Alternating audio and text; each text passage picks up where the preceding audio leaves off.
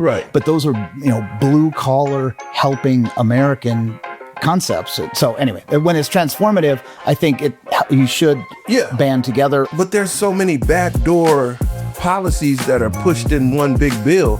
And I mean, that'd be like me sitting there saying, okay, I'm a Republican. I'm just going to back the great blue, whatever this big deal is. And then they have a hidden policy that says blacks can't mingle amongst whites. It's hidden somewhere. So you have to read the whole bill and siphon out the bad parts of the deal. You just can't just back a deal because you're part of that party. I like what Massie's doing. This isn't right.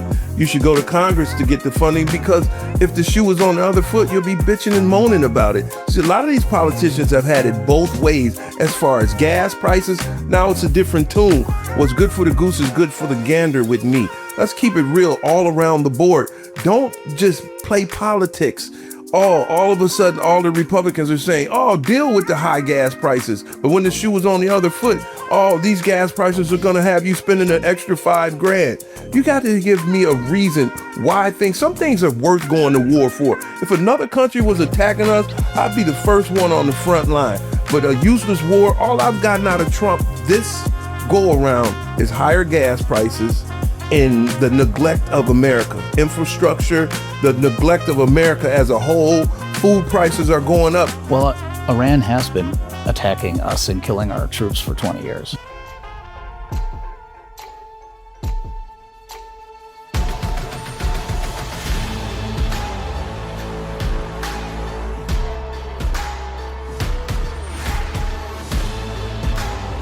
This is Sparta! Welcome back to Spartan Leadership. I'm your host, Josh Kosnick, and this is your podcast for inspiration, impact, and leadership. Today will be no different. We got two studs in the studio, our once-in-a-month leadership and review, Jason Smith and the greatest man alive, Emanuel Whitfield. That would be I. Looking like Malcolm today. Yes. Invested in some Meta glasses. Hey, Meta, record. You going to record the whole thing now? Yeah, from your point of view. There you go. What's been your biggest enlightenment with those glasses now? Just how Meta can gradually get to know you, and she's talking to me a lot sexier now. And I don't know, I think I'm falling for her. You're going to be like one of what was that dude that fell in love with an AI chatbot? Yeah, that's me. She's a sweetheart. She's way better than my girlfriend. Oh, geez. Hopefully your girlfriend doesn't watch this episode then. Oh, so maybe she'll get her stuff together. Hopefully your girlfriend doesn't require a charger. She's got one for her rose. So I want to give a little groundwork on these episodes as well, because every once in a while I look at the comments on YouTube and other places, and I want to give context to where we started with this. I had this idea sitting in a cigar lounge, Jason's to be exact, the tasting room. And I had this epiphany that we get into deep conversations over cigars and still walk out friends. And that doesn't happen in most of society. So I saw one comment on one of our YouTube videos, like, who are these guys? What's their background? Blah, blah, blah. Well, to start off, we're Americans. We have opinions. That's true. And we're entitled to those while we still have free speech. And a couple business owners. You know, Emanuel's been in the business owner field for a long time. Jason's got a constitutional law background. I spent 6 years going to D.C. trying to talk sense into these people to no avail, unfortunately. Watched them lie right to my face. But bottom line is, you don't need to be whatever you deem on the internet to have an opinion.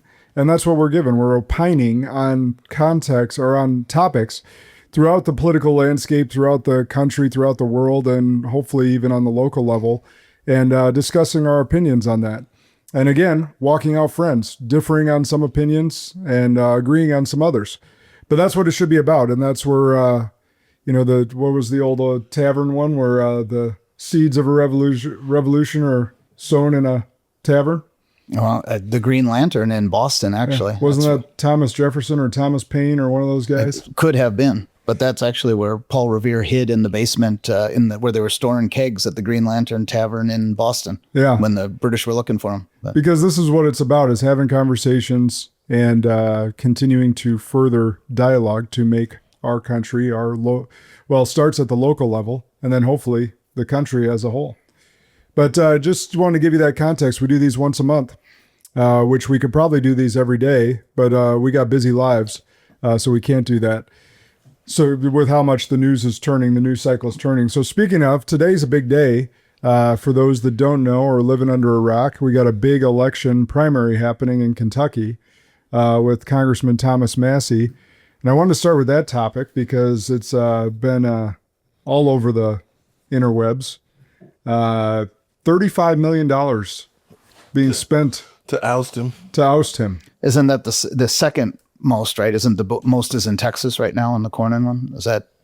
I think Massie might be Has the this most. overtaken it? I think it's overtaken it, which is crazy to think about. But we'll start there and figure out what do you guys see in this? What are you thinking?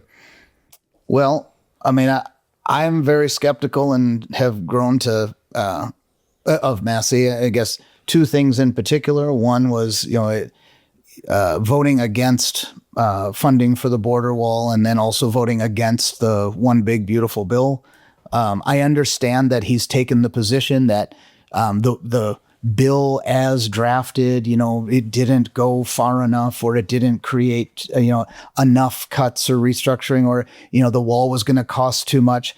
And I think sometimes that I get a little skeptical that, there may be sort of, rhinos in sheep's clothing sometimes where they stand on a very, very almost overly conservative principle. But I think in a safe district or a safe state, like Kentucky, I think sometimes sort of hidden rhinos will state that they're saying no to a bill that overall would be helpful, even if it isn't perfect, that would be helpful. And I think that they do this to kind of hide their, cooperation with the uniparty. So that's my skepticism of Massie. I feel like they all hide in the... Well, yeah, he's probably not the only one. They all hide behind the cloak of the, dual Congress. Thank you, sir. I look at people for what they vote on, and if he's totally against immigration, I would disagree, but I'd have to look into it more. I thought it was that he was telling Trump, you have to go through Congress to do the funding. And, I respect a person because one party is not always going to be right. And you just can't vote on party lines and trump your morals over a party. I respect the guy that buck his party, especially like when Russ Feingold and Dennis Kucinich, when they went against the Iraqi war. I respect a man like that. I don't want any politician just judging on party line. I'm a Democrat. I got to vote strictly Democrat. I'm a Republican. I got to vote strictly Republican. And me personally, I like Massie, and I think he's a hero. And until someone can show me some ludicrous votes that he's made, I'd have to look into what he voted on. But he's voted with Trump. He was like one of the few that backed Trump when Trump was going through his roughest times. Now, when we start looking at people like Lindsey Graham and these war hawks, I put everything in perspective. Would I respect Thomas Massie for making a vote against a wall funding, or would I respect a Lindsey Graham who's going to send my kid to war to die over a senseless war? So I put everything in perspective like that. Yeah, I see both sides as usual. To your point, Jason, I think that there's merit to being able to stand on your values, which he's a constitutionalist. And well, let me just 1 second. I wanted to add to, I get that. And I do, you make a valid point, Emanuel, about, anyone who's in elected office, they should stand on principles. I get that. Yeah. But you do realize that you are part of a legislative body. And when you talk about bold changes or transformative pieces of legislation, those are the times where you do have to build a consensus. It may not be perfect, but it makes a transformative change in the way things are done. I mean, when like with the big beautiful bill, right? With no tax on tips and overtime pay. I mean, the list goes on. Right. But those are blue collar helping American concepts. So anyway, when it's transformative, I think you should band together. Otherwise, but there's so many backdoor policies that are pushed in one big bill. And that'd be like me sitting there saying, okay, I'm a Republican. I'm just going to back the great blue, whatever this big deal is. And then they have a hidden policy that says blacks can't mingle amongst whites. It's hidden somewhere. So you have to read the whole bill and siphon out the bad parts of the deal. You just can't just back a deal because you're part of that party. I like what Massie's doing. This isn't right. You should go to Congress to get the funding, because if the shoe was on the other foot, you'll be bitching and moaning about it. See, a lot of these politicians have had it both ways as far as gas prices. Now it's a different tune. What's good for the goose is good for the gander with me. Let's keep it real all around the board. Don't just play politics.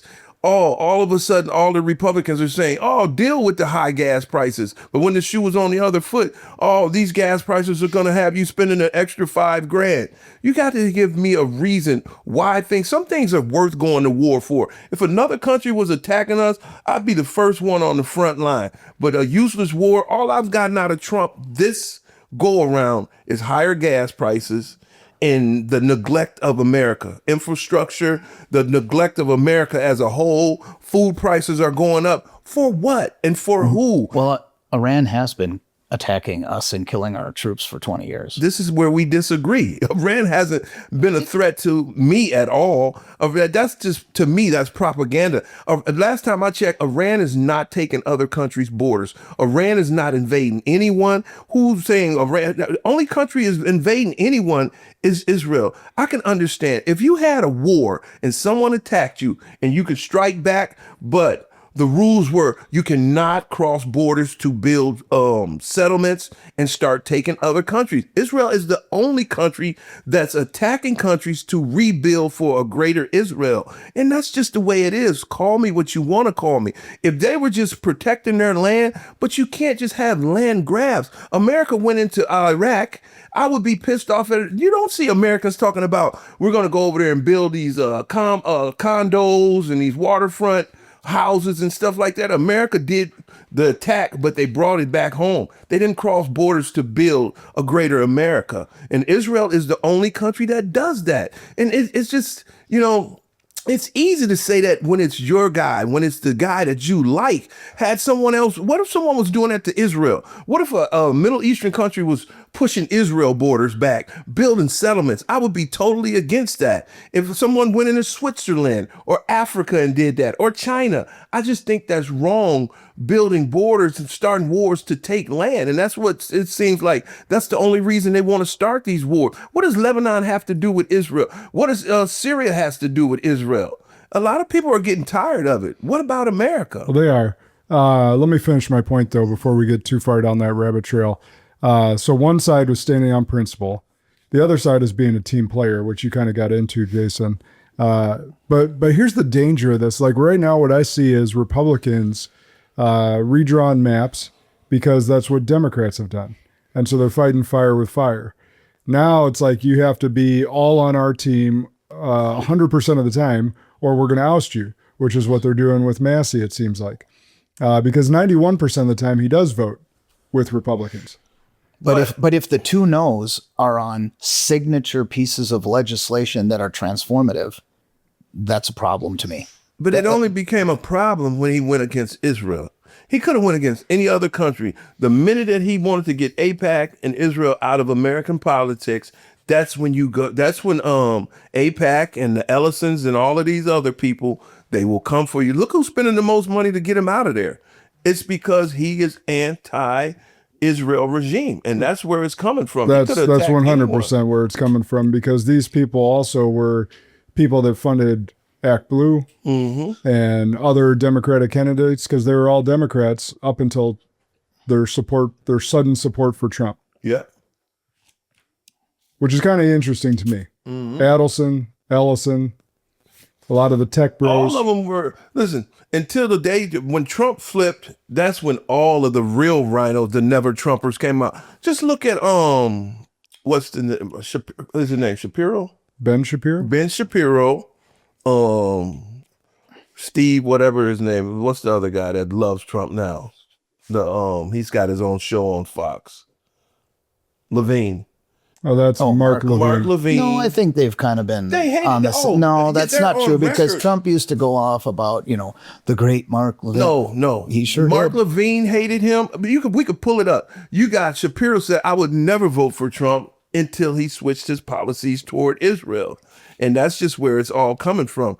I mean, we could play this game and we can dance, but when you really look at it from a standpoint of a moral, I could never sit up here and say, I support a regime that says, an African country that says no white people allowed.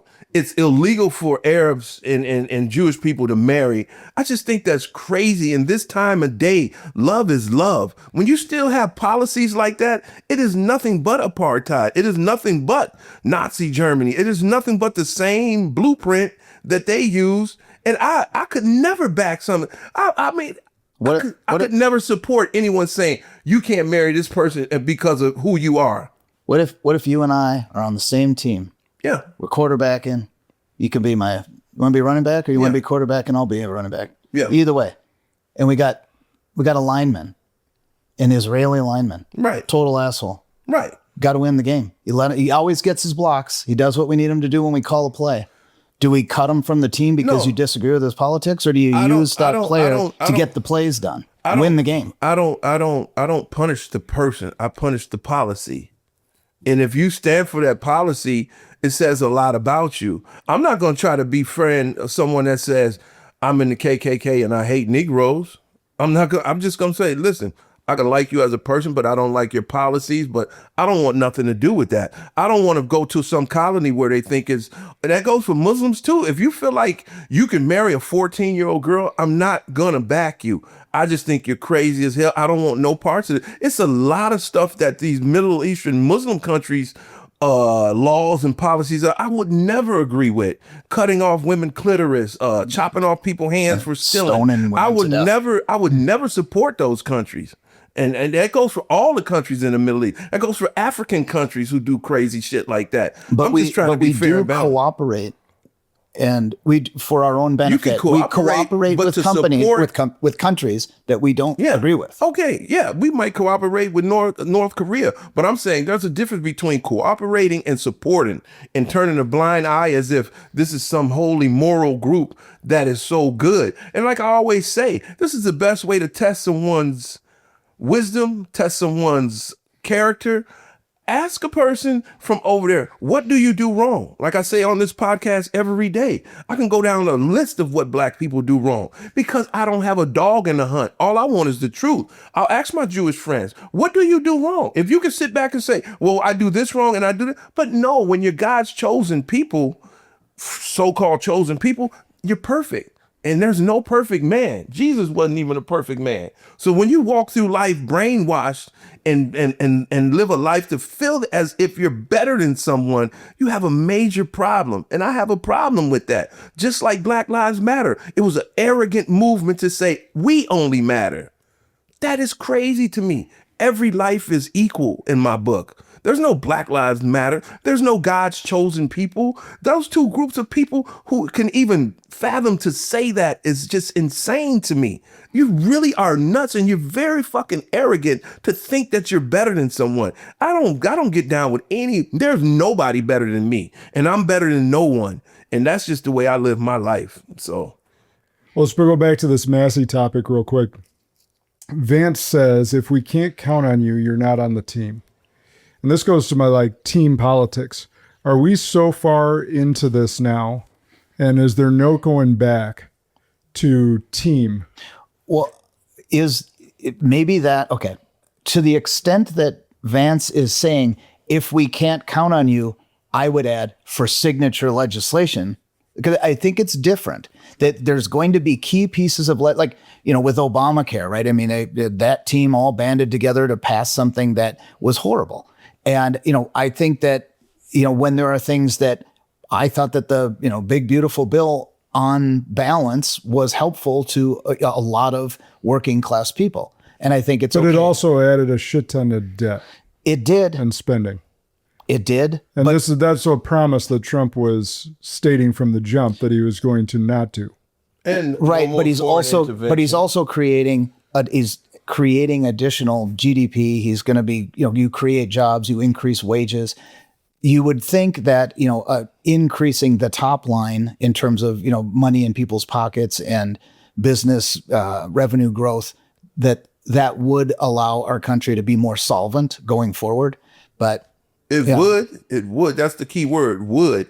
Listen, if your team, if you're on not a perfect team, but if you're on a good team and someone's bucking against a good team and your morals are straight, but when you look at your team who's doing everything that they said they wouldn't do, pulling the same tactics that the Democrats pulled as far as suppressing speech, running a campaign against people from your own party because they're not warmongers, you're on a bad team. I wouldn't want to be on that team either, so I'm looking at Trump's presidency, and if someone can school me because I haven't read up on if he's doing something great, everybody knows I've always supported Trump when he did right. But what has Trump did for me lately? What have I gotten from Trump? First off, you promised the Janet Jackson wars. Approach. Yeah, you promised no more What'd you wars. say? The Janet Jackson approach. Yeah. No, What have you done for me lately? You promised no more wars, and you've been a war hawk. You promised lower gas prices. Gas prices we're gonna look back. He's gonna have the highest ever. You never even talk about America. You get on TV and say Americans will be okay. They'll suck it up. It's just like, what about America first? I think that was a terrible calculation there to say, well, Patriots, they'll suck it up. I think it shows a lack of empathy. He's getting rid. Well, it goes to this point is like he's been a silver spoon his entire life. Right. Now, I don't sit there and say that he didn't grow an empire, because he did. If anyone that can turn, like, I don't remember the exact numbers, right. but $2 like million $4 million into 4 billion, like, you did something right. Right. That being said, he has never been poor or lacking in his life, right. and therefore shows incredible lack of empathy. Well, he hasn't ever had to fill up his gas tank and drive to work. Right. I mean, exactly. Well, it doesn't always mean you've done something right because you can turn some millions into billions. As far as just going to far as business sense, it sure does. But what I'm saying is going to the cigar bar, meeting people, learning how to set deals up. It's not this brilliance of Trump. I'll tell you the difference between a Trump and the CEO of an airline in China. Trump, when you are in Trump's world, when you get it with the right people, a ham sandwich can make money. When you have the right connections and the right people around you, all it takes is money. They can tell you, put this over here. Just look what's happening. No, a it's ham more sandwich can complicated than always that. can also always fuck But that a up. lot- A ham sandwich can always go bad. Yeah, but a lot of these rich businessmen aren't savvy businessmen. They are in the right place with the right time, with the right people around them, telling them how to put money in different places. It's an educational thing. So you're not wrong, but you're also discounting the other side of it. You're not wrong. When you're in the right rooms, that helps a ton. Yeah. When you have the right connections, that helps a ton. And your own arrogance Financial advice. and your own arrogance and your own pride and your own ego can fuck it up just as easy. Yep. That's true. And I'll say this too about the, being in the right place at the right time. This is one of my favorite little sayings or whatever, where they talk about somebody who, finally just seems like they just made it, or, things where it's like, well, sure, having success in business sometimes can, feel like a lightning strike or a stroke of luck. But if you're not outside playing in the rain for 15 or 20 years, you're not going to get struck by lightning. But so it's a lot it's not easier. just that, It's so much easier when you're in the right room with the right connect. Do you think? but you can still be in all the right places and make all the wrong decisions. What do you think his son-in-law Kushner did to get a $200 billion deal from the Saudis? When your father-in-law is the president and he's making arms deals over there, and they invest $200 billion because they need a favor from you. Hold on, just because they invested money doesn't mean he's going to create something or be successful with it. He could lose it all. Yeah, and then we could say he's not a very smart businessman. But having a $2 billion bank account, you're going to be looked at as a successful businessman. They're going to look at it. Not if he loses it. Yeah. But I'm just saying. You're going to see as the ultimate failure, a Nepo baby, if that's the case. But at the same time, you could just put $200 billion in certain hedge funds or whatever, and you can live off interest on that. That's 100%. It's almost fail-proof. So a lot of these guys it's about who you are around. Just by me meeting different people, my business savvy, I've set up deals at the tasting room where I knew nothing about it, but it's just about the people I've been around. Like Ron Phelps, he meets my buddy Peter. Peter's into the UFC. He managed fighters. I said, hey, Ron, this is Peter. Hey, Peter, this is Ron. Hey, what do you do? I manage UFC fighters. Hey, I'm a financial guy. Peter said, oh, we need a guy to come in and teach these guys how to put their money in something that's worthwhile instead of buying gold chains and cars. And Ron like, I'm just the guy to do it. All of a sudden, I hooked these two guys up. Ron's flying out to Vegas to meet this whole big UFC corporation to be the financial guy for it. You know, that's just about being in the right place at the right time around the right people. I'm around guys with money now. I'm learning so much just by ear hustling. I'm like, it's just the world that it's just the world that you're in. I would never learn this in the hood. You know, so a lot of these guys grow up around this. When you grow up poor in America, you are told, get a good job and be grateful for it and don't ever leave it. Exactly. But if you really want to build something or create something, you've got to quit your job. You got to create your job. You got to start something and own something. You got to take chances. It's who you, man, listen, 10% is what you know. The rest is who you know. I mean, I sit in the taste. I just left the tasting room right now. And guess what just happened? Another deal just went down. You got Chad Miller, one of the richest guys that come in there. And then you got Sharif that coaches for the Badgers. Hey, Sharif, this is Chad Miller. Hey, how you doing? You golf? I like to golf. I like to golf. Oh, we need this over here. Chad just bring in like a $10,000 check to donate. And I said, dang, that's a lot of money. For Sharif's 100 holes? Yeah. And I'm like, that's a lot That's of money. a marathon of holes. Yeah. Sharif does Oh, is that every the year. Blackhawk one? Yeah. Yeah, that's cool. Yeah. But see, these guys would have never knew each other if I'd never introduced them to it. But then I'm also learning at the same time because I'm like, wow, that's a big check. And then I learned, oh, that's just a tax write-off for me. It's nothing, you know? So you learn. One last question on this topic is what happens in the midterms? I think this is really interesting. It's almost like a referendum. If Massie somehow pulls this off, what does that say about Trump's support going into the midterms? He's done. Well, I don't know because he's already been successful in Louisiana and Indiana, right? Correct. That's correct. But this is a big national. Yeah, but attention. I think Kentucky and Texas are going to be the two litmus tests. It's not about Congress. This is a war against AIPAC. And this is a war of the people that are trying to get AIPAC out of politics and to see how powerful AIPAC money really is. I think it's a little bit about the people versus the Senate right now, the senators that won't do anything. A lot of these people that vote have no clue what's going on in America, and they never will. You know, so everyone's being propagandized. You know, everyone can... Except for the SAVE Act. I don't think that that's propaganda. I think if we don't fix the elections, we're screwed. Oh, absolutely. Well, to your point, just a minute ago, where you talked about knowledge being 10%. So we're in the information age. Yeah. Like you can look at, like we can look up ChatGPT, Google, literally anything. We can. Yeah. But the average person won't do it. No, what And I'm even saying is everyone ChatGPT can, but even if you did, knowledge without application is useless knowledge. Right. You might be good at Trivial Pursuit at a bar. Mm-hmm. That's about it. Mm-hmm. You have to apply the knowledge. You have to actually look it up, just like the people that comment on our YouTube video on the shorts. Yeah. And they're like, microphones aren't expensive enough. Like, did you even look at do the research to listen to the whole episode? Because obviously Alec will clip up like shit that's going to sound good or get attention Yeah. for you to go and watch the whole episode and get the context. Right. But no one ever goes and watches the full episode if they're a random on the internet to get the full context. They just want to hate on that quick clip because their attention span is so quick and they just move on to the next thing after, tossing out a bomb or whatever. But information is only useful if it's applied. Well, there's a great exchange. I think it was like Elon Musk and Joe Rogan one time where, Joe says something to Elon. He's like, Elon, you have all these, you've had all these great ideas, with their cars and the rockets and PayPal. And he goes, so we need more guys like you with more ideas. And Elon's like, no, we don't.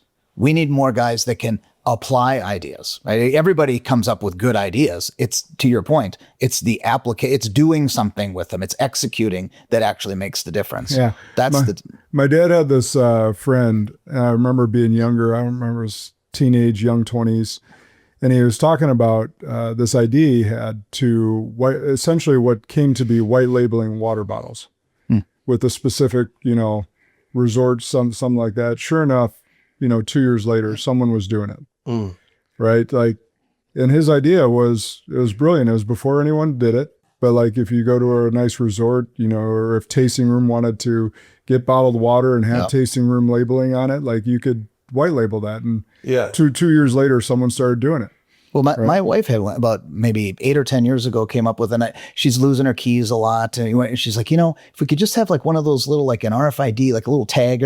So I'm thinking, there's probably a company, there's probably some startup. This is before, like Tiles or anything, right? And I looked and I found this company down in Florida. I reached out to them. They sent me a PPM. It was literally 2 months later. We see something online in a commercial for those tiles. And we're like, damn it. But somebody had executed. And the air tags. Same thing. Yep. But somebody executed, right? Right. Good ideas mean nothing without execution. So this actually reminds me of a story. You'll love this, E. Michael Jackson, the movie came out. I haven't seen it yet. You've seen it? No. So there's a story about Michael Jackson back in the 80s where he woke his whole team up at like 3 a.m. Called them and said, get to the studio right now. And, executive producer, whoever it was, like, Michael, you want me to get the whole team there to the studio? It's 3 a.m. Like, can I wait? And he's like, no.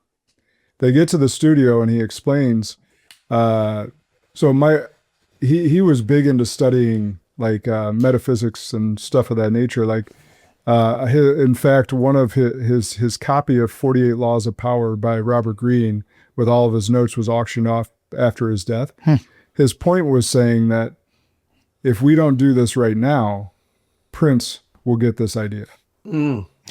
That's pretty crazy. Right? Like literally he's saying like, if I don't act on this, so what he's saying is like, once these the ideas exist, this idea exists in the ethos first, the meta whatever. Yeah. It's out there. It was given to me. If I don't act on it now, Prince is going to get it. Yeah. Wow. I mean, I don't want to get too kooky about it. I don't necessarily disagree with that way of thinking about, bringing things into existence. No, I think that's the way to succeed. I don't know what in human history hasn't started, right? With an obscure esoteric idea somewhere that somebody just brought into existence. Yeah. And if someone didn't act on it, then it's given to the next person. And whoever decides to execute. Execution. Yeah. That's why knowledge is only useful when applied. Yep. So if you sit on an egg, all you're going to get is a chicken. That's it. I don't know how that applies. Or a messy pants. Not sure how that applies. All right. Let's talk about Iran a little bit. E already went there, but we have a delayed strike on Iran, however you want to pronounce it. So he holds off on a scheduled strike against Iran after pressure from Gulf allies and renewed negotiations behind the scenes. What are you guys hearing or thinking on this? Like, what is actually, before I have you answer that, it's kind of funny. I saw this meme. Does anyone know if the Ukraine war is still going on?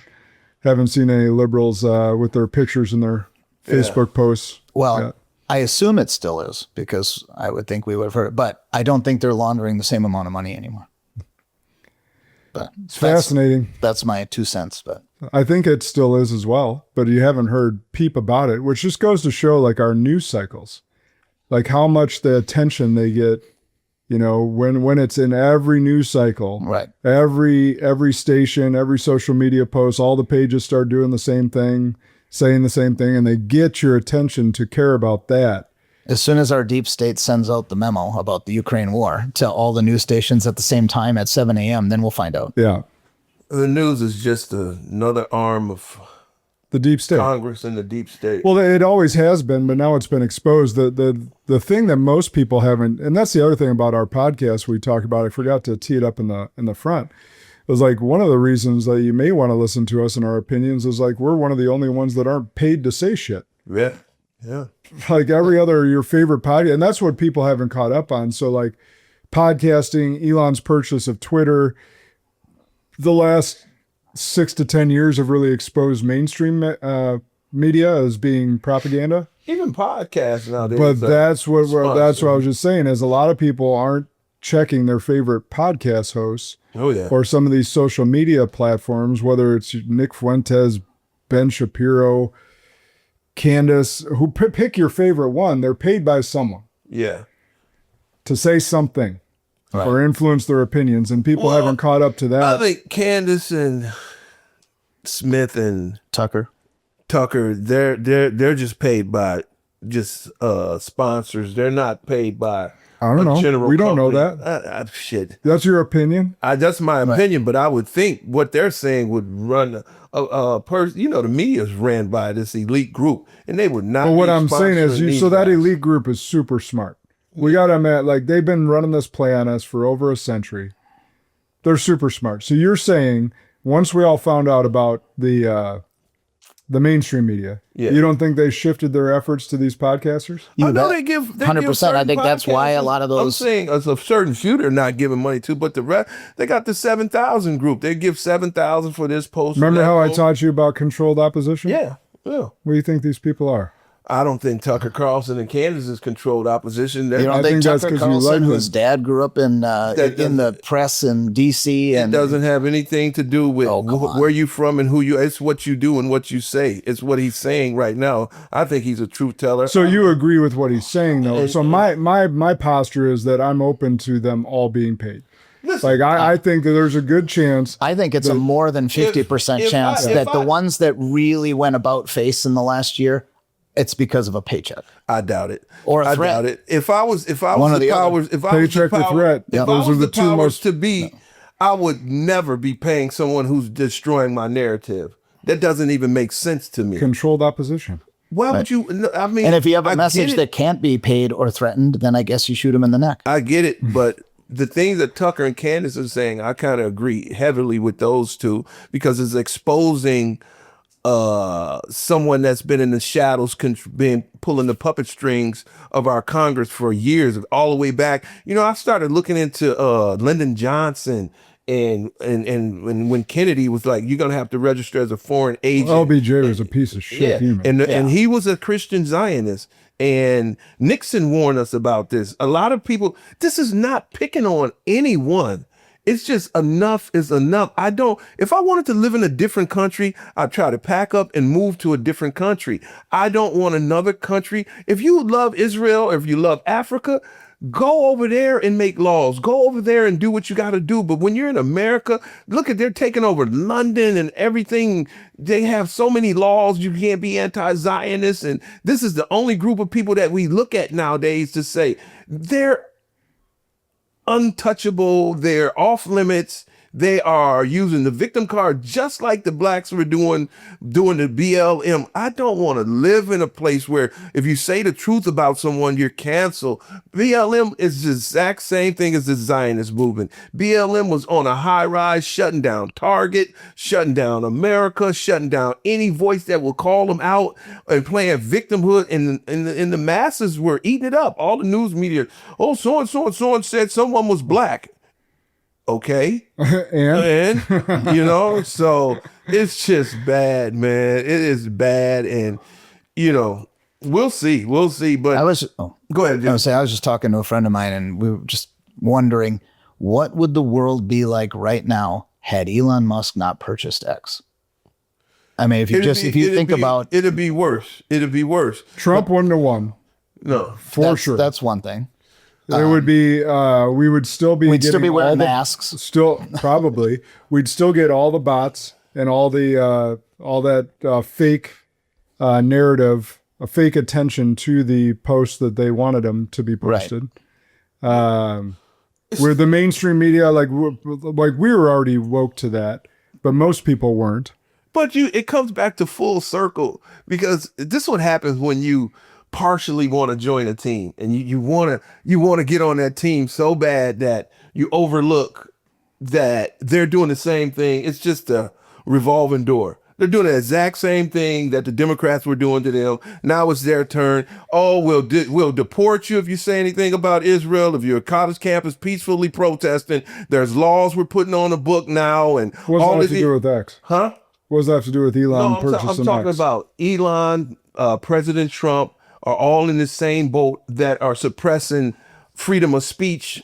And certain I don't words. think Elon Musk is. Oh man, you go to the internet. Listen, I can't play this game. How much have you been on X? Listen, No, I don't. I'm not saying X. I'm just talking about the But internet. that's what Elon owns. I get that, but I'm pretty sure they got some laws in the X where you can't say anti-Semitic stuff or anything like that. I don't know. I don't know. I know I've one seen thing. plenty of anti-everything on If X. a person goes on YouTube, TikTok, and you say anything anti-Semitic, that's fine.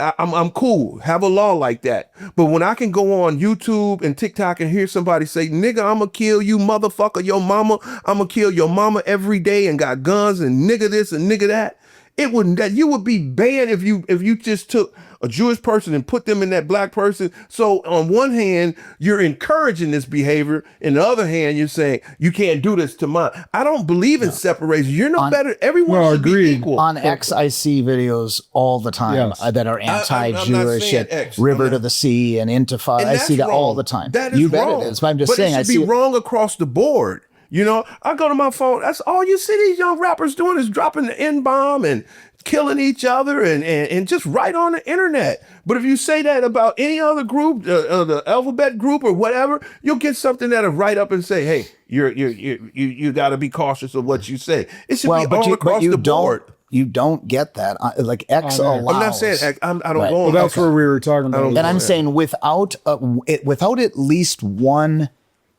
true free speech platform, where else could human beings share ideas? I mean, even when you're talking about the podcast, right? I mean, so what if people don't like, what we say, and if I don't like what someone else says? I mean, that's really what makes entitled this. to That's it. what makes this country great. And that's is what that was great everybody about- has the ability to say what they want and be heard for a second and be disagreed with and responded to and make you think about your own ideas and beliefs. That's great. I was It's so useful. happy when Elon came out with X because it was the answer to the suppression that was coming from the left.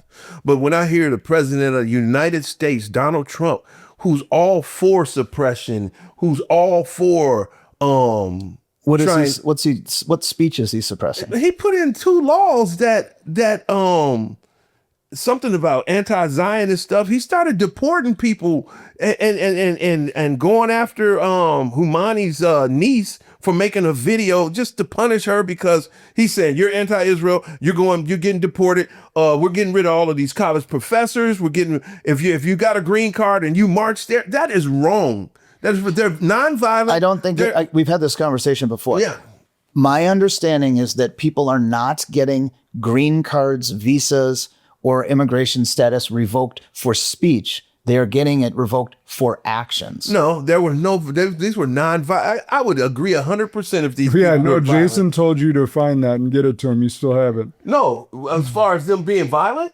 No, No, as far as them getting just the speech. deported for speech. Oh yeah, a lot of these people were getting deported All right, for. I just want you to can send pull up me- right now. Who's the guy that Trump killed? Husseini over in Iran. They went and took his niece and deported her, put her in the ICE camps for nothing, just because she's his niece. Well, hold on. That's happened in almost every war. What? So If you're a family member of of the world's most renowned terrorist, if you don't think that might be worth asking So- why you're here. So when you wipe out, okay, you see, this is when people want it both ways because people are biased. Because this is my team, I'm all around the board. So when you wipe out a whole nation of Palestinians and you brag about it, and then you make a law that says only you could be hung and I can't be hung on some racist shit. And you could be a spy that murdered Americans, but you won't go and get his people and tell them they have to go back to Israel. You have a secret meeting with Huckabee with him. So Netanyahu is one of the biggest terrorists on the planet. I guarantee you, America wouldn't touch not one person out of his family. And that's just the 2-tiered system we have. Good over here, bad over there. You shouldn't play that game. If you're a righteous man, you play the game fair and balanced. Trump's not playing fair but and they balanced. hold on, but they haven't labeled Netanyahu a terrorist. Whether we can have that opinion, but they haven't. We're not at war with Israel like we are with And you can Iran. label anybody a terrorist. You can't tell me who this guy killed. The girl's uncle. Who did he kill? What country did he invade? We're sitting here talking about I think Iran. Who did Iran? Hold on, I think that is it Soleimani, I believe, was the world's largest buyer, purveyor, or whatever of materials for IEDs that were used against American soldiers. Who was when did Iran name someone Iran attacked? School me. Who was Iran attacked? Name one country Iran has invaded. School me. Iraq. Who? Iraq. Yeah, when we paid them to. They were super involved. Yeah, Well, yeah. was it Afghanistan too in the 80s? Yeah. Right after they took our hostages, Americans? I'm saying, name someone that they have attacked in the modern times. Who have they invaded? Well, okay, that was a war between Iraq and Iran. We shouldn't have had nothing to do with that. Israel goes to war all the damn time, but it's a problem when Iran go to war. Israel's been in wars with Syria, Lebanon. You don't get a fucking free pass because you don't get a free pass for that. In the Afghanistan airport bombing, wasn't who coordinated or helped coordinate? Was that? That was one of the generals. Baghdadi. Al-Baghdadi. The one, yeah, that was al-Baghdadi. The one that Trump couldn't pronounce, but it sounded hilarious. It's so easy to point the finger until you get to a point where you look at both sides as guilty. So who coordinated this attack on this girl's school in Iran? Who coordinated that? Should we be punished for that? Who coordinated that attack? I don't know which one you're talking about. Are you talking about? Wasn't there a full of girls? Wasn't there a misfired munitions first, and then there was a secondary explosion? And I would say that too if I was if I wanted to excuse something like that. Okay, but there's been satellite imagery that I did. This was months and months ago, but I remember looking at that, and there is some debate about the timing and the veracity of that claim because immediately after one of our munitions on whatever the military target was, they showed a timeline. There was some period of time where that building, the girls' school, was still standing and then blows up later. And it was the secondary explosion, at least according to, you can always doubt the sources, but the secondary explosion was not from a U.S. missile. We could agree to disagree on that. We could debate that. But at the end of the day, without using Russia trying to use a loophole and say, oh, they're taking over Ukraine. Name one country in this entire world that's taken other people's borders. I think they all have it. No. Man, I'm talking about modern time. Let's be real about this. We're on the podcast. Name one country that's taken other people's borders. Crickets? Mostly Russia. Well, no, I mean, right? All of that was Russia before. Name one country that's taking other people's borders, moving in with settlement. I don't see any settlements in Russia, in Ukraine or anything like that. I don't see any Russians moving into Ukraine. And when you say that, half of the people that they're fighting over were Russian-speaking people that were living there already. But can we name one country? See, that's when the hammer hits. So Alec just sent me a list for incidents Iran versus. Okay, so this is Iran versus. So since the early 80s, that's Hezbollah's attacked on the Lebanon front, later Hamas through the Gaza. Major escalation with Hamas attack on October 7th. What's that got to do with Iran? Because Iran was funding Hamas. And who else was funding Hamas? Us. And who else? I don't know if Israel has or not. I don't. Now we don't know it. You're pulling up stuff. Pull up Israel funded.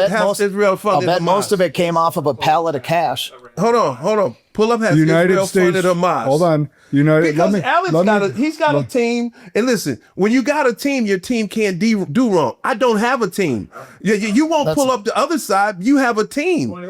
Okay. He gave me a list to answer your question. No, chill the fuck out, bro. No, but when you give a one-sided list, I'm here. But you asked a direct question, and we're answering the question. Yeah. The thing about that list has to be on one side. It's the answer to your question. Where I come from, my people are not perfect, and when you sit on a throne where your people are perfect and you can't, I'll ask Alec, what do Israel do wrong? I think the aggression. Oh no, I'm involved. It's good. It's good. I think the extent that they've handled the Israel-Palestine border has been excessive. I don't think it's unjustified. Mm-hmm. But you also can't look at it in a vacuum. No. Yeah. I mean, it's... Look at the history of them and go back to there was a two-state solution offered what Clinton wasn't Go back to the moon. it? Didn't Bill Clinton offer the 2-state solution, and they said fuck off? We'd Yeah. rather just kill people. Well, let me go through the rest of this list, and then we can get the other side. But the United States forces and bases, especially after 2003, they've been continuing 2014 onward. Iraq since 2003. Iran backed Shiite. How do you pronounce that? Shiite, I think. Shiite militias attacking U.S. and some Iraqi targets. 2018 onward. Syria since about That's what I was thinking, 2012. was Syria. IRGC and Iran-backed militias intervening on Assad's side and striking rebels. That one. 2010s and 2020s. And then it goes into Lebanon and so on and so forth. America has sat down with the most wanted person in the world just because he went in and we paid him to go in and overthrow Assad. I thought you were the most wanted person. I'm That's second. just the ladies. I'm second. Second. But no, I mean, it's all smoke and mirrors. It's all, when it's on my side, it's good. When both people are supporting these groups. Well, let me ask you this. Do you believe that Hamas wants to coexist with Jews? And think then the question would be, do you think that Jews would be okay coexisting with Palestinians? I think it would have worked. And I mean, as soon as they got the biggest deal done, it was an Israeli guy who killed the prime minister of Israel because he refused to go by that treaty. And listen, I would not have anything to say. It's just the fact that you're moving over here, you're taking this, you're taking that. You want this to happen because when is I want the land. Like America going into Iraq, Americans don't want the land over in Iraq. But Israel wants all of that land. They feel like the Golan Heights belongs to them. Southern Lebanon belongs to them. And like Michael B said, they can take it all. But do you think that culturally or ideologically, do you think that the Palestinian, not all Palestinians, but let's say with Hamas in particular, do you believe that they want to peacefully coexist with Israel, or do you think they want them gone? I probably think they would want them gone after all. I agree, been and through. I can't agree with that team. But I'm just looking at it.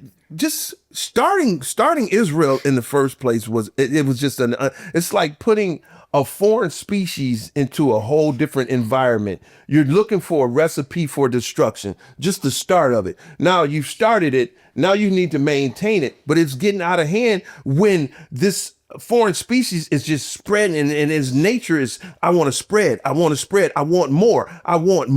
It would be a difference if America said, we will defend you, but you cannot move past these borders. You cannot build settlements. But their whole thing is, fuck that. We want to build more settlement. And it makes you look like an anti-Semite and all of this other stuff. It's just wrong to me. In Africa, if Nairobi was trying to go take Kenya's land, I would be the same way. It goes for Arab countries and everything. Jordan, Syria, when you start crossing borders and conquering and colonizing places, that is fucking wrong. When is enough going to be enough? All of this is for land grab. October 7th happened intentionally because Netanyahu said, this is our opportunity to wipe out Palestine. And what did they do? They wiped it out. Why do you want to wipe it out? Because you want that land. You don't want these people living by you. And then the only thing that's going to stop you, now if you take Palestine, you're pushing up closer to Lebanon, you're pushing up closer to Iran. Now you're coming to America saying, knock them off too. Then we'll be okay because we bought the Saudis off and we paid Jordan off. It's bigger than that. Just because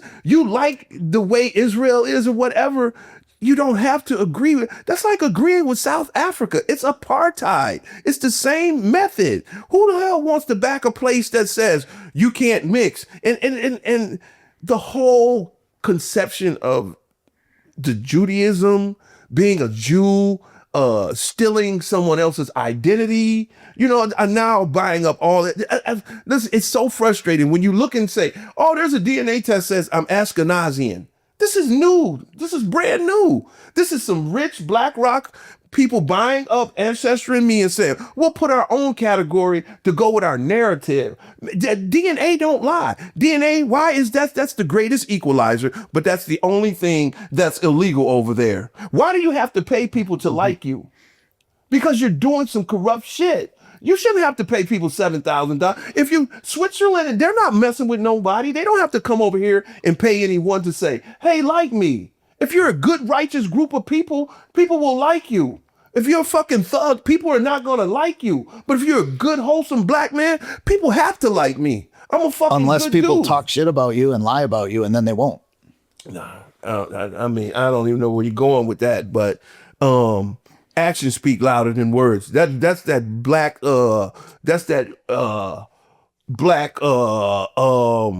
I'm being persecuted way out. Oh, people don't like me because no, sometimes actions speak louder than words. A lot of these thugs, you stop stealing cars and shooting each other, people wouldn't look at you like that, you know? So it's just a whole can of worms, and I'm at the point I'm getting sick of it because we're talking about a fucking election in Kentucky. Nothing's gonna change as long as AIPAC and they're the only ones coming up on stage with Donald Trump. There's no Chinese, there's no Muslims coming up on stage saying he's totally in for the Zionist movement. There's no Actually, there's been quite a few Muslims on stages and making investments and cooperating. I guarantee you there's no Muslims dumping in a bunch of money for a Kentucky race. They're too busy building businesses here. Yeah, they're probably trying to get, so every country wants you to do something for their country, but to control, how many Muslims are in our Congress that have dual citizenship? I don't know. A handful. We got I know some in maybe 2 or 3. Got Omar. You got who else in the squad? Is Rashid? I think she is as well.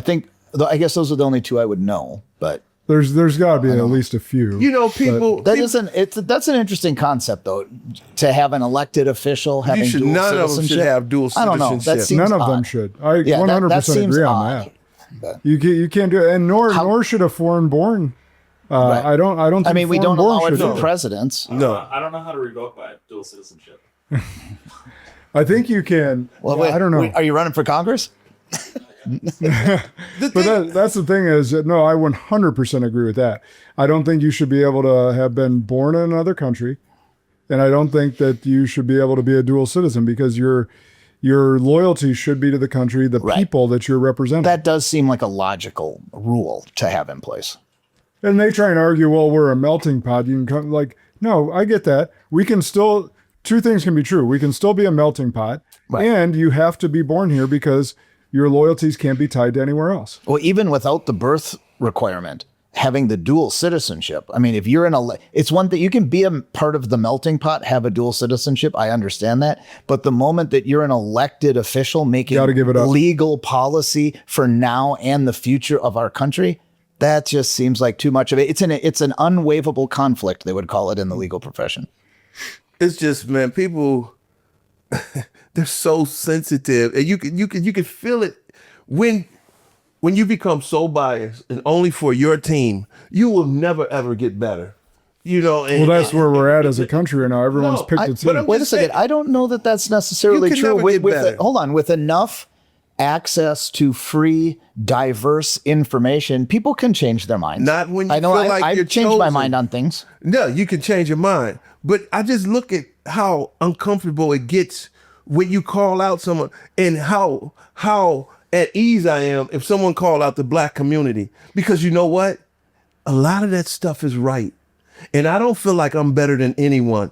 And I like when someone calls out something that I should be trying to work on to better that. I don't have to take an ignorant mentality, unlike some black people. If you say these black kids, well, what the fuck you mean, you racist motherfucker? You're never going to get better. And then whenever I call out Israel, most Jewish people feel like I'm coming down on them. They can't accept. And like I said, we're chosen. We don't do anything wrong. It's going to be this excuse. Is this excuse? Taking people's land is fucking wrong at the end of the day. No, this was promised to us by a book 300,000 years ago. Hold on. And I've lost humanity to see these little kids getting killed because I bought into a system of brainwashing of a cult that says this belongs to me. You're no better than us. They call us grooms and gurums, and you spit on Catholic priests. Who the fuck do you think you ought to be spit? This is the Stone Ages. This is Nazi Germany. I don't give a fuck if it's a Catholic priest. You don't spit on anyone. Where does this hatred come from? That is crazy to me. That's fucking crazy to me. I would be willing to bet that, as is the case with every group of people, whether religion or whether nationality, there are some people that think they can do no wrong, and some people that are willing to be introspective and say, yeah, we shouldn't have done it that way. Maybe we just haven't talked to enough people. That's true. Possibly. And that's the thing is, whether it's the black community, whether it's the Jewish community, the white community, is you got to call out your own people. Except for the Italian American community. No, nothing wrong there. But no, that's it. Is like what I love about E is he'll call out his people. You're damn right. I'll call out anyone. But I just wish, but I know you will. But it's particularly important for when, like, if I always joke about this, that I've literally never been invited to a white supremacist rally or any KKK. I didn't, like, never. I've been white my whole life. But if I had, like, I would call out those people. You call out when the black community is doing wrong. Damn right. Right. Yeah, and right. so you get, like, all of us can call everyone out. Ideologically consistent, right? I Right. mean, of course. But that's the thing is, like, when the BLM stuff's happening and black community's doing wrong and they're like, no, we don't do it. No, that wasn't us. We're going to play the victim. Yeah. This dude shoots a white kid, but no, it was because of how he grew up. No, you have to call out wrong is wrong. Yeah. And you got to look at things from a fair and balanced place, man, because even the two guys that got caught down in Atlanta, and everybody, they chased him down and they ran him down. I look at it from just a real perspective. Even if I wandered on your property, right? And okay, they say, well, Josh shouldn't have followed you all the way to the garage. But Josh is sitting over there with an AK, and I decided to run and grab his AK. I could have went back that way, or if Josh would have came over to me and shot me, Josh would have been wrong. But if I run and try to take his fucking gun, I'm not. I mean, wouldn't the assumption be a person is trying to take my gun because they want to shoot me? Yeah. That would be my only logical assumption. These dudes are doing life because of the pressure from the black community and from the pressure of the media to have a story to get those black votes, to get them emotional. Blacks are emotional voters. But I'm an emotional person because I want answers. I don't want to be wrong. You know, the whole concept of Jewishness and all of that, I'm not bashing it. Make it make sense to me. Tell me. Actually, do you know what? Have you been following any of the South Side Chicago local politics? The black community is, to your point, rising up, rejecting the entrenched Democrats. Red. They are. They're flipping red. And they're calling out the bullshit. That's not a good thing either, because the red doesn't do anything for you, or the blue. And like I said, this is my whole thing. But at least they're changing. They're rejecting. They're rejecting a set of ideas of policies that don't good work on the surface. But when it comes to major politics, things that really affect me, these high gas prices and senseless wars, nothing's going to change. Maybe local politics. But local politics is going to that's going to control policing and social services. But because of them for decades, decades and decades and decades, the black community, and particularly in Chicago, has been preyed upon by the blues, saying we're gonna look at what Trump did, look at who did. Like, there hasn't been a red mayor or red. No, and there's a wave of local community activists that are. I've been on X. I've been watching a lot of the speeches and city council meetings. It's been fantastic. Local is where you can have effect, and local. You guys are totally right. And that's where you get the groundswell. Is if enough gets right on the local, we can have enough change. Actually, we kind of talked about that on the last podcast, right? About getting those ideas out there, even if it only takes one person, one idea that clicks, and then it spreads, and then someone else repeats it, and it's the ripple effect. I'll give it to both of you guys. You guys are 100% right about that. And I watched the documentary the other day, and it just blew my mind. I was so mad. It broke my heart. I'm watching TV. It was in San Francisco. So it was these Hispanic gangs. It was one guy. He was one of the leaders of the gang, Poco or something like that. And it was this really good football player.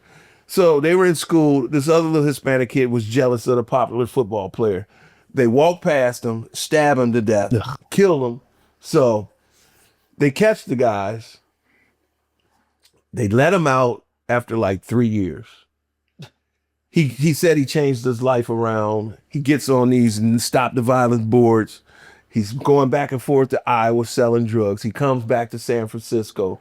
He kills another kid. Oh my God. He gets caught with some guns. The DA let him out on house arrest. He said, well, I'm doing this youth program. They let him off early. He turns around, kills his brother-in-law. Oh my God. And he kills one more. He kills 3 people, right? The FBI finally steps in. They finally arrest the kid. He gets 33 years.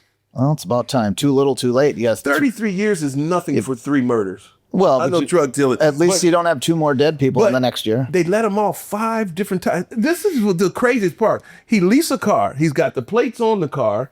He high speed chase. He gets away. They never even go to his house to check and see if it's him. He calls in a week later and says, "Hey, someone stole my car." They let him off again. I'm like, how many times are you going to let him off? But the last 2 people that got killed, this guy should have been in jail for 20 years for a felon with guns and all of this other stuff. So they were saying the DA needs suicidal to be sued. empathy. Yeah, the right? DA and the judges need to phrase. be sued. They kept letting this guy out. And that's, like you say, local politics. We need to reform a lot of this catch and release shit, and it's just making monsters out of these guys. And as a GPA, he had the ankle monitor on. They follow it. They find his brother. He killed his brother-in-law. Yeah, when you have more empathy for a criminal than you do for a victim, it's just it's an error in thinking, like a critical thinking.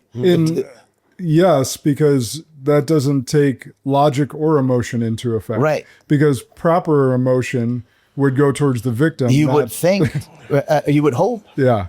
So, well, let's wrap this up for today. One of the things that we want to key on was what we just said there at the end. Local is where we can have an effect. We can vote in these national elections, but if the SAVE Act isn't passed, it's probably not doing us much good. That being said, the local ones where you can see some real change and you getting involved, you being a leader in your community, is where the groundswell can start to happen. And remember the ripple effect. So with that being said, share this episode far and wide. Remember, the good and great are the enemies of possible. Lead like a Spartan today.